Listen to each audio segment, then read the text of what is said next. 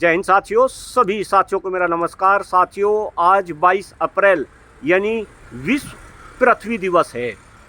1970 में सबसे पहले अमेरिका के अंदर विश्व पृथ्वी दिवस को 2 करोड़ लोगों ने मिलकर सेलिब्रेट किया और तब से लेकर आज तक अगर वर्तमान समय की बात करें तो पूरे विश्व के अंदर जो भी देश है, हर देश के अंदर विश्व पृथ्वी दिवस आज के दिन सेलिब्रेट किया जाता है, जिसका उद्देश्य केवल और केवल पृथ्वी की रक्षा करना है। अगर मैं अपने देश की बात करूं, हिंदुस्तान की बात करूं, भाई यहाँ तो पृथ्वी को हम माँ का दर्जा देते हैं, लेकिन आज के दिन अगर हम अपने दिल पर हाथ रखकर ये पूछे कि क्या हमारी पृथ्वी सुरक्षित है, तो आपको केवल और केवल एक ही उत्तर मिलेगा कि आज हमारी पृथ्वी सुरक्षित नहीं है, असुरक्षित है। तो इसलिए हम सभी की, प्रत्येक नागरिक की, इस देश के हर एक नागरिक की और पूरे विश्व के हर एक नागरिक की ये रिस्पॉन्सिबिलिटी है कि इस पृथ्वी को सुरक्षित करने में हम अपना सहयोग करें। हम पृथ्वी की रक्षा के लिए हम आगे आए। जो पृथ्वी का आभूषण है,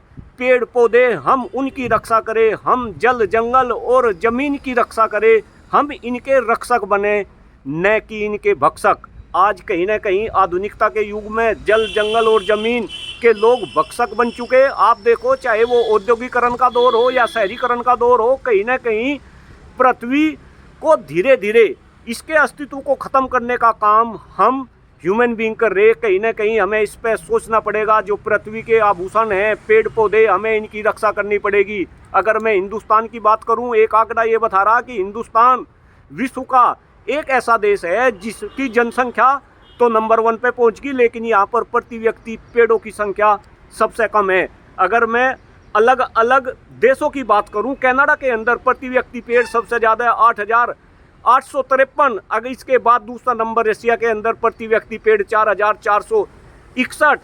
अमेरिका के अंदर प्रति व्यक्ति पेड़ों की संख्या 746। और अगर चाइना की भी बात करता हूं तो वहां पर भी प्रति व्यक्ति पेड़ों की जो संख्या है वे 102 है। लेकिन अगर मैं अपने देश हिंदुस्तान की बात करूं तो यहाँ पे प्रति व्यक्ति पेड़ों की संख्या केवल और केवल 28 है।